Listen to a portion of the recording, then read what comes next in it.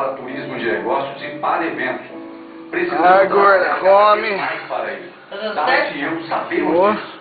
Tinha o Canaverão 15.500, Darcy Vera prefeita. Estamos vivendo dias que decidirão o Come, gordo. Olha o Léo Oliveira. nas próximas eleições. Políticos preocupados com a aplicação correta do dinheiro público. Não confunda. Léo Oliveira, 15.615.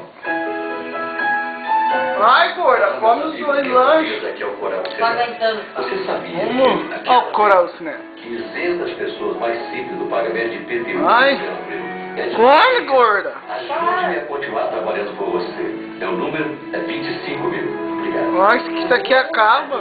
Exigidos pela vigilância sanitária para os Chama ele de gordo. deveriam ser usados para as unidades públicas de saúde, mas não é bem isso que está acontecendo. Doutora Carla Palhares, 25.500, Paula Perim, 25.777.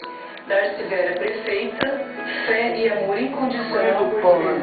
Em 2009, desejo retornar à Câmara Municipal, da qual fiz parte de 2001 a 2004, Vai, gorda, come o resto. um projeto assistencial na área da saúde, Come. a qual me dedico há mais de 40 anos. Eu e Darcy, a vida sempre vale a pena.